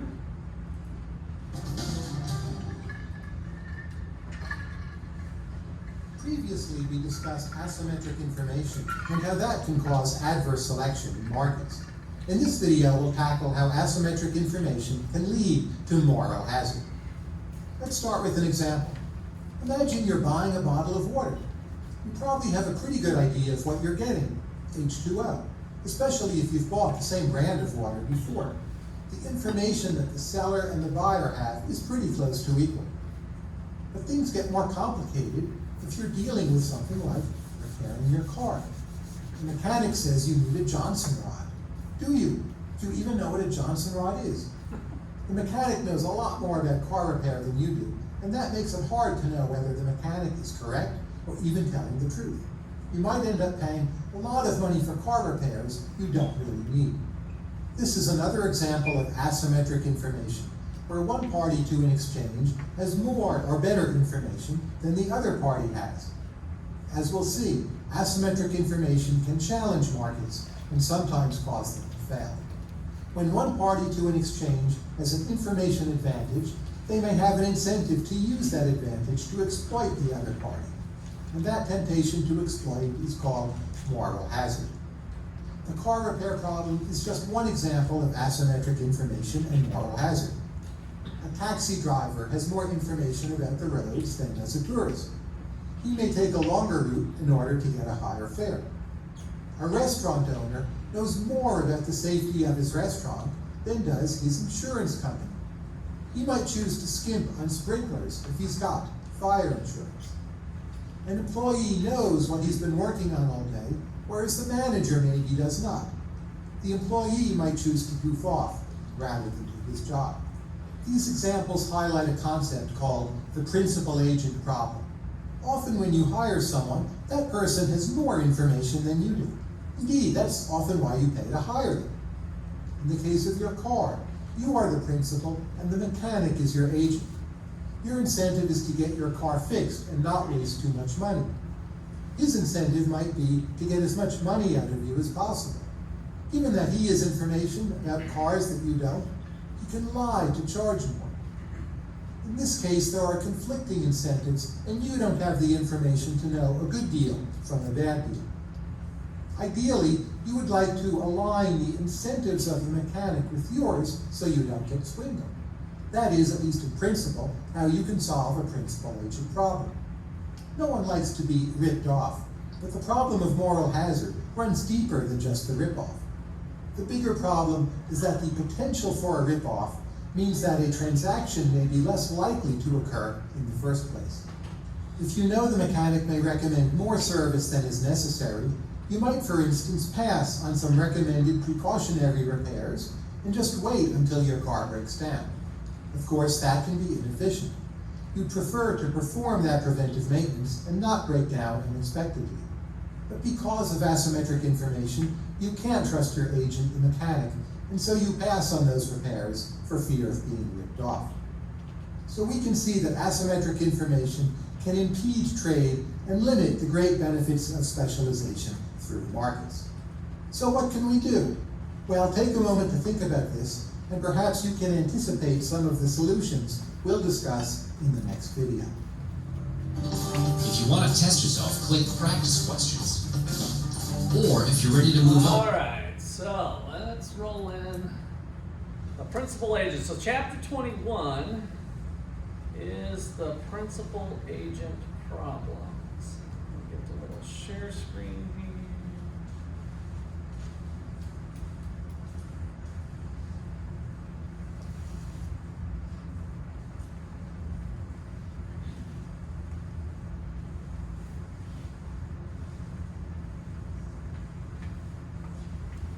All right, so, he showed the principal agent problem in that video based on you hiring a mechanic, right?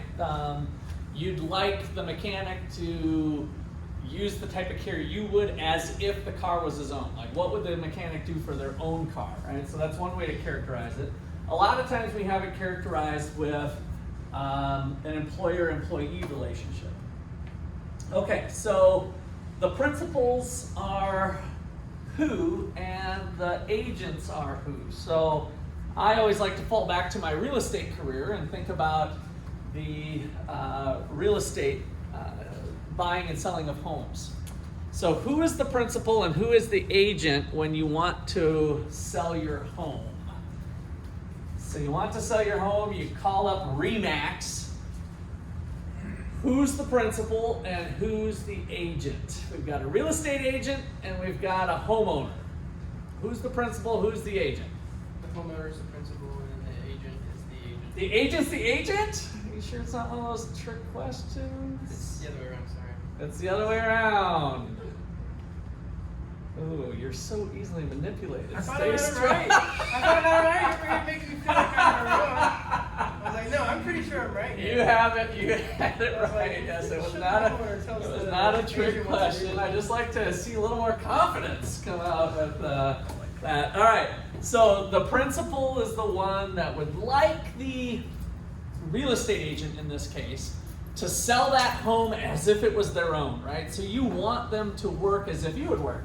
If we think about small businesses, when the owner of Pizza Village leaves, they want their employees to be acting as they would act when a new customer comes in, that they're treating them as they would want them treated, right? So that's the whole idea of the principal-agent problem. How do I get people to work the way I would want it to be done? So adverse selection kind of plays into this principal-agent in a couple different ways. Who am I going to attract? Which agent should I hire? Which person should I hire? Which mechanic should I use? That whole thing. And then finally, once they do get it, are they going to come up with some extra things? Are they going to treat the situation as the principal would want it treated? Okay, questions or comments on the setup? So we're kind of bringing a few different things together here. So when you're running an organization, you can have a couple different ways of doing it. So decentralization is pushing decision-making down to your employees, right? They can make the decision on maybe whether to return something or not. They can decide how to run their classroom. So the instructors here at Ottawa University, do I have freedom on how I want to run the classroom, or has somebody in administration said, well, this is the way we want economics classes to look, and so you do this, you use this, you use this, and that's the class. Come in and teach the class, right? But you're doing it the way we've designed it. So that would be more centralizing it rather than trusting the instructors to do what they think is best for educating economics. Okay, so the decisions of whether they're bad or good, we're going to kind of take a look at a process of analyzing it. Do the people who are making decisions, whether it's the bosses or whether it's the employees at the lowest level, whoever's making a decision, do they really have enough information, or is there an asymmetric information problem, right? They don't have enough information. And then also, do they have the right incentive to do the right thing? Are the incentives such that they're going to want to do what you want them to do? So there's kind of two aspects to it that we'll investigate as we work through this. Okay, so give this case study a read.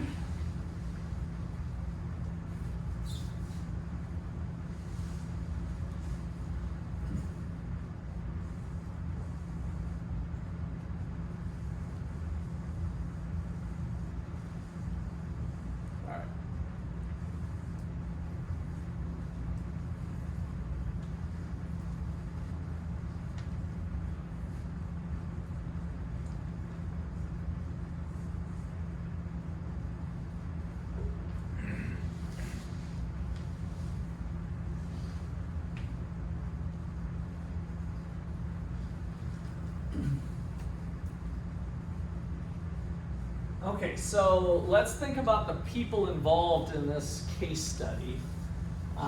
We've got employees that are the art experts, right? And so people have pieces, maybe somebody died, and so they're going to do an auction. And so they're traveling to somebody's house, and they're looking over their collection of their stuff, and need to come up with some prices, and then ultimately pitch them what they're going to sell, what the commission rate will be at the auction on the stuff that they sell. So on the front end of it, the incentives are aligned in some ways, right? So they want, on a percentage basis, kind of similar to real estate, the auction house wants to get a high price because if they're getting 30% or 10%, whatever percent they're getting, if the auction's able to get $10,000, great, but if they could get $12,000, they'll make even more commission, right? It's kind of similar to a real estate transaction. If it's a 7% commission on a $200,000 house, are they going to take an offer of $180, or does the agent have enough to try to negotiate for $190? A higher price gets you a higher commission. So the commission rate is trying to align the incentives between the agent and the principal. All right, so the auction house made profits that way. here's the problem. The commissions to the auction house were supposed to be somewhere between 10 and 30, but they seem to be consistently at 10. First of all, what would be, why would they have flexibility, do you think, going to a client to look at their collection between 10 and 30? Why wouldn't it just be maybe similar to real estate? You just have a policy that it's just a flat 7%, or it's always 15%, or you pick a number. Why would the art experts have some discretion at picking 10 or 30? So you go to somebody's house and they've got 15 pieces of art. Yeah, Noah? Maybe if it's a less valuable piece of art, they want a little higher commission, so it's worth their time to Yeah. deal with it. We want to make sure that we get it. Good, Jonathan? It allows for price discrimination. Could be a little price discrimination, yeah. So it gives you a little flexibility to, if this person says, well, I'm looking at this other auction house and you might do it, then you've got a little wiggle room to negotiate. Okay, good. So yeah, definitely on the value of the art collection. If it's a $100,000 art collection, and we want to make sure we get at least $10,000, we could be at the lower end of the commission rate. If the art collection's only worth $50,000, then we should have a little bit higher commission to make it worth our while to go through the process of advertising the auction and then actually doing the auction. All right, so now we see these agents getting some kickbacks. So, what are the possible solutions for the problem? So we've got the art experts, our employees, have a flat salary to try to do this work. They're negotiating commission rates with owners. I want to make sure, any questions about the setup of it, or is it clear what's going on here? Because there's a little complexity to it. Good? So, what are some possible solutions? Could it be, instead of having a fluctuating commission percent, that it just be a flat rate, like you were saying? Yeah, you could move that direction, but then we would lose some of what they were commenting on, like being able to price discriminate a little bit. Like if somebody's willing to pay a little bit more, then you just let them pay a little more. If they're negotiating hard, you can get that business. And then also just the overall value of the collection. So we probably need a little discretion under these circumstances. Could you tie the art expert's salary to the commission? Good. Yeah, so it incentivizes them to get a higher commission. To get a higher rate, right? So at a flat salary, if they're just paid X amount, they don't really have any incentive when they're negotiating to try to get that higher amount. And if they think that your flat salary is too low, there was incentive to maybe say, I got an idea, listen, how about I'll give you the 10% rate, but you give me that Picasso over there, right? And so that's a way to pad my pay, and that's ultimately the corruption that ended up happening. Okay, so good, yeah, that would be some ways to start addressing this. And why isn't my thing advancing? There we go, okay. So now, the author is going to pose this process to try to diagnose the problem and come up to a solution. So with the principal agent problem, we're going to ask 3 questions. Who's making the bad decision? So out of that study, what we just did, the case study, who's making the bad decision? The art expert. The art expert, the young art expert, right? So we need to identify kind of the source of the problem, right? That they were charging too low rates and ultimately getting some kickbacks. Did the agent have enough information to make a good decision? Yeah, they're the art expert, right? So they have an eye for the value of the collection and all of that stuff. So it didn't seem to be a problem with the information. So let me just comment here. If it was an information problem, then you'd look to just equalize the information, right? The young art agent, they don't have enough information. They're screwing this up. Maybe I can provide them software or an app or access to data to do a better estimate, whatever, a retraining, new education, you name it, right? So the solution to the problem would be different if it was just an information problem. We'd try to equalize the information. Did the agent have an incentive to do so? How is the employee evaluated? So did they have incentive to get the higher commission rate negotiated? And that's the answer of no. And so Brianna's suggestion of maybe we could build in a commission or part of their pay is tied to that might be a way to address the problem. Okay. Actually, I wanted to tell you a little bit before we do this one. I thought it was maybe on the next slide, but so the art expert or the owner ended up canning them and doing it themselves, and then he got involved with a part of the corruption and covering up some of the values, and he went to jail. So that was a real world case with that, and it didn't end so good because he didn't go to doing a commission based like you guys suggested. Okay, so franchise or keep company owned. Give this a read.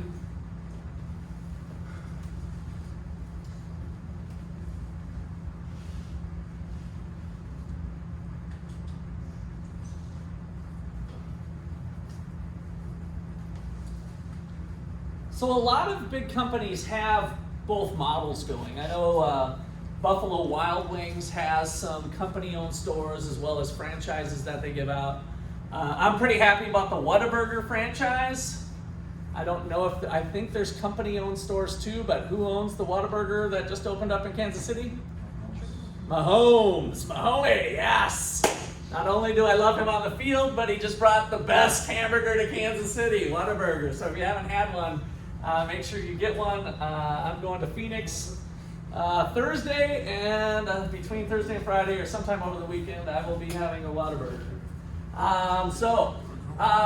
What are some issues that might be different between a company-owned store and a franchise-owned? So just to be clear, franchisees, right, they buy the rights to have a Whataburger and then they open up the store, but they have some rules, but they have to pay a franchise fee of some sort.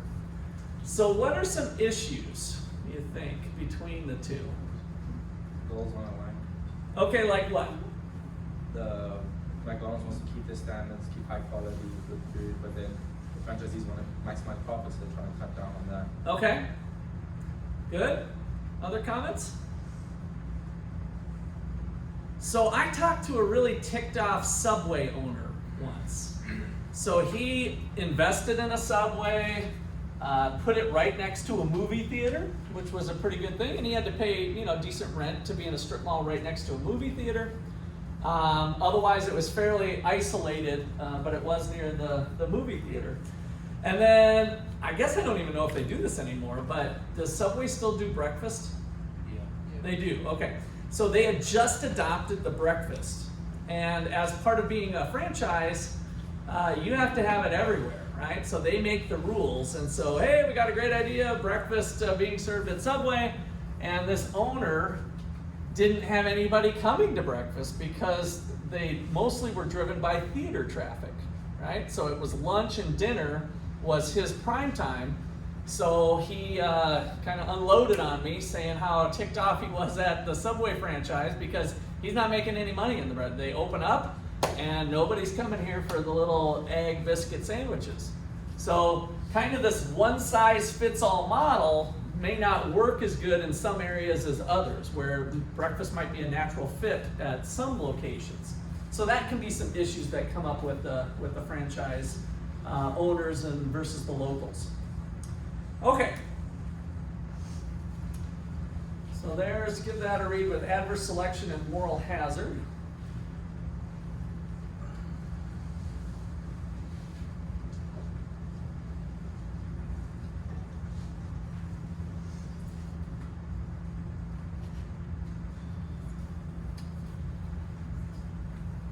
So Patrick Mahomes is not going to be flipping burgers at Whataburger, right? But a lot of franchise, like the Subway example I was giving you, that was the owner of the franchise. So a lot of them work the store themselves. And so we can start to think about some of the moral hazard and adverse selection issues that might be at different places where you've got, if you're the corporation, then, and you're an owner, you're a shareholder, and you have multiple stores, you rely on managers, right? And so the principal agent problem there is what? So you're a corporation. What is the principal agent issues with corporate owned stores? Who's the principal and who's the agent? So you have just to be clear, we've got, let's just use McDonald's. So McDonald's Corporation, you've got owners of the shares of the corporation. If you guys have retirement plans, there's a good chance you have 401ks that have some McDonald's shares in them, right? So you're the owner of McDonald's, and now you rely on managers. Who's the principal? Who's the agent? Who is the manager of the corporate-owned McDonald's store? Are they the principal, the manager? Are they the principal or the agent? They're the agent, right? So the principal is the store owner, who in this case is a shareholder, which runs into other problems with shareholders and what are the CEOs and executives doing with the corporation? Are they following their own agenda, or are they really trying to maximize corporate value, whether it's the share value or whether it's profits per year? So those are the sorts of issues that we might face. All right, so how do these contracts work and why? So give this a read.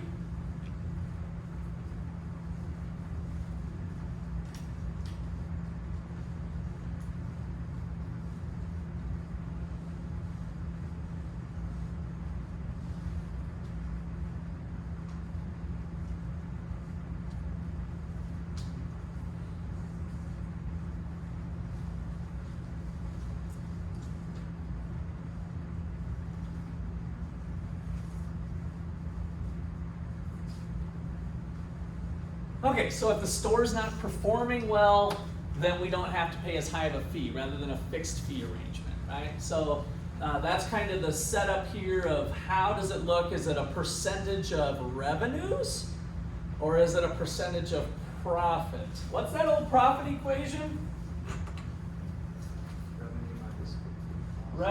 Total revenue minus total cost. Okay, so the franchise fee could be, let's say, 5% of total revenue, or what if we did 10% of, profit? Those are two ways that I've seen franchises set up. You could do a more revenue-based model, or you could do it off the profit. The profit probably aligns the incentives the most, right? So what are some issues that we might have with those two setups? Yeah, Noah? If it's based off of total revenues, they could cut costs to sell more. Okay. More revenue. All right. It wouldn't be as profitable. And what if we did the profit one, what might happen?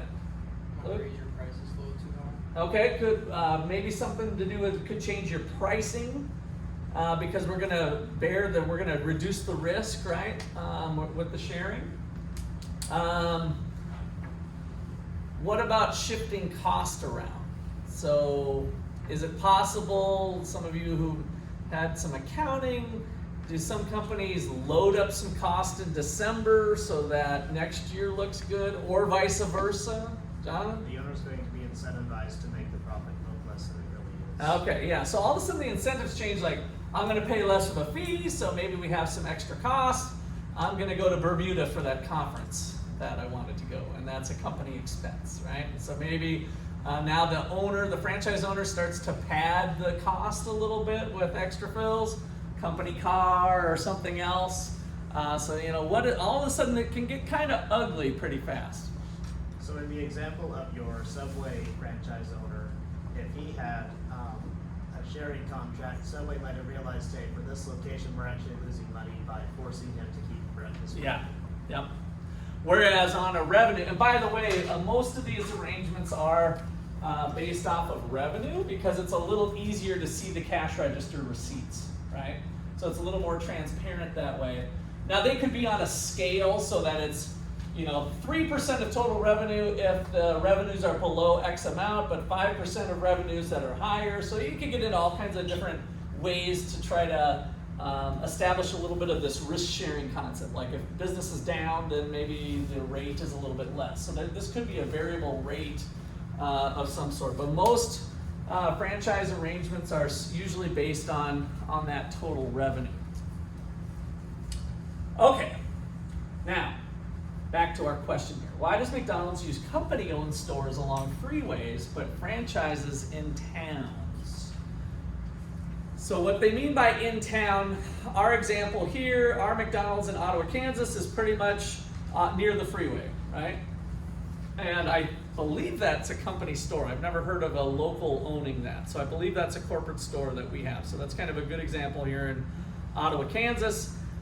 Whereas you guys have been to other McDonald's that are kind of in the heart of town, right? So imagine if McDonald's was near Main Street or something, if we're using Ottawa as an example. Maybe you guys can think of that. So are we near the freeway or are we in town? And the McDonald's tends to use company-owned stores along freeways, but franchises in town.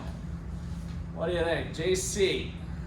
They use franchises in town because the people owning the franchise have more knowledge of the people in the town, what's going on in the town, rather than the actual owners. So they'll be able to adjust to what's going on in the town. Okay, good. So knowledge of the customers and just the town in general, right? When we're in town.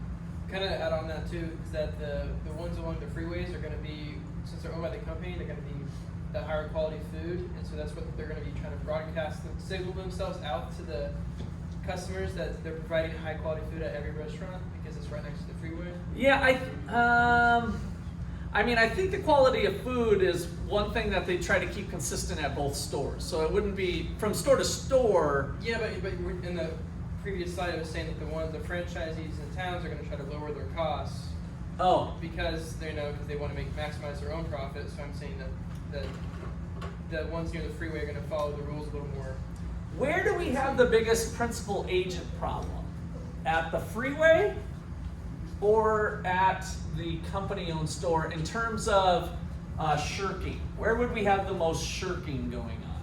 At the freeway store or the in-town store? The freeway, right? Because you've got the manager who's not always having the same interest as the owners, right? Yeah. So when people are shirking, are they providing higher quality food or lesser quality food sometimes? Lesser. Now, who's eating at the freeway McDonald's versus the in-town?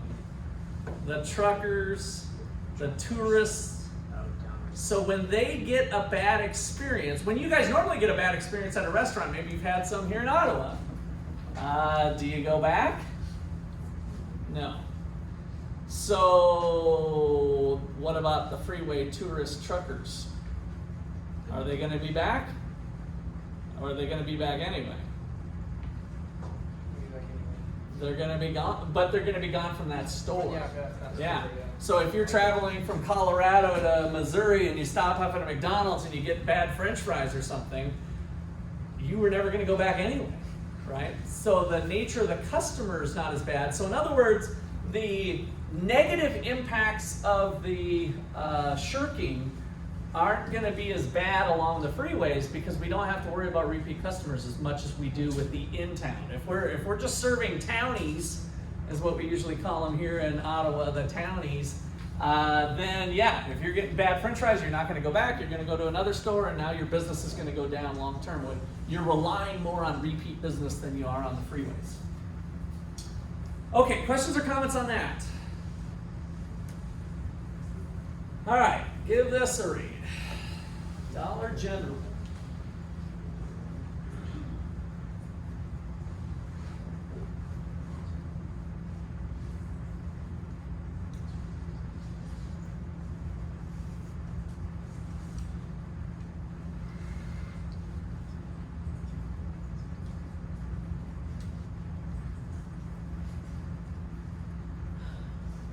All right, so Dollar General in the small towns. We got lots of those scattered throughout rural areas of Kansas. There'll be nothing but maybe a little Dollar General there.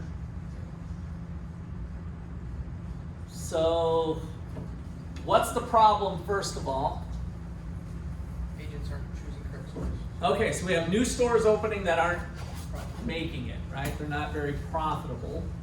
And so what's the solution? So the problem is that they get a bonus if they open 50 new stores, not if they open 50 new profitable stores. Yeah, right. So their incentive was the new stores. The company was taking as given that they should be having $1 million type of anticipated sales. Okay, so there's kind of the nature of the problem. Oops, let's go back to, I thought I had one more thing, but we are near the end is the good part. Using that thing, who's the source of the problem? Who's the decision maker making the bad decision? The development agents. Do they have enough information to make a good decision? Yeah, presumably they're the ones kind of knowing the area, knowing Dollar General and their product and all that stuff. And so do they have the right incentives? And that's what Brianna was just pointing out. No, not the way this 50-store business is. So how could we, what do you think could be changed about that? So Brianna brought up 50, needs to be 50 profitable stores. How could we actually implement that? Anybody else want to add on to that concept? That's certainly the right direction to take. Jonathan? You don't want to take it off of, tie it to each store that's profitable, not to a specific number of new stores. Okay, so we could go base it off of overall profitability, not just the pure number. Okay, how about actually paying out the bonuses? Sending stock options. Yeah, with the stock options, what could we do with learning later and pulling back? How could we pay out? Rather than boom, single year, yay, Chris, we celebrate at New Year's, I got my bonus. What would be some other ways to implement the bonus system? Let me get somebody else who hasn't talked besides JC, Jonathan, Noah, and Luke. The final frontier. What's something you could do rather than paying the bonus right at the end of the year? Kind of teeing this one up pretty easy. What do you think?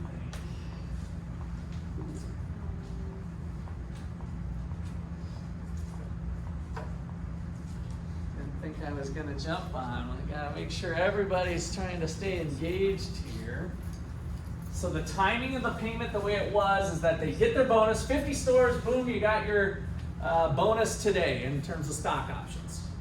What would be another way we could do it to try to be assured that we've got some profitable stores, as Brianna put it?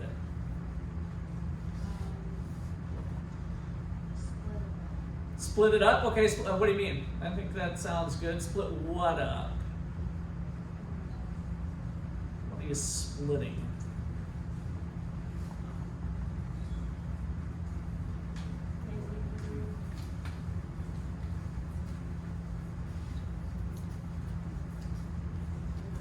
Somebody else want to add on that hasn't talked yet? I'll be coming around. What else? What splitting could be done? There's kind of a technique that businesses use on this type of situation, like with corporate CEO bonuses too. Sammy? I would say split it in terms of percentage. Okay. But like if there's 15 stores, let's say you go with 5, then you get 40%, and then you go with the next 5, you go with the other 40, and then you get 20 from the last ones. Yeah. So we could make it more long-term. One of the problems here is it's short-term in nature, right? So what if we spread the bonuses over 3 years? If the stores turn out to be profitable, then you'll get more of it leaked out. Another way is it could be adjusted backwards, assuming you're still with the company, and your bonus is adjusted the next year according to how the previous ones did. So we could start to kind of split it up, as you were saying, over time with the timing of the bonuses. Okay, so that is it. How about that? We made it. So, I'm pausing a little early in hopes that you guys would like to join. How many people plan on heading over there? Obviously, you online people are not able to do that. I'm sorry. Do we lose points if we don't go? Well, let's just say I'd like you to go, but. Where is this? Give us 5 hours, we'll hop on a plane, we'll be So, how many people are interested in going? Just a show of hands, just so we know. Okay. Going to what? Going to the Cove. And you can just come and, visit for a little bit and take off or whatever if you want. We can have a drink. There's non-alcoholic beverages as well, so it should be a pretty nice evening, and they have a big patio. So does everybody know where the Cove is? That's where I've gone with every other MBA class, so. All right, so we'll see you over there. Class dismissed. Adios, folks. nice meeting you, and the kids. Yeah, see you guys.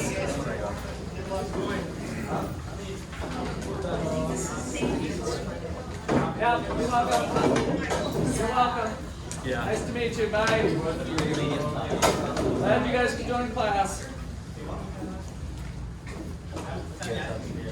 Slush, just ocean water.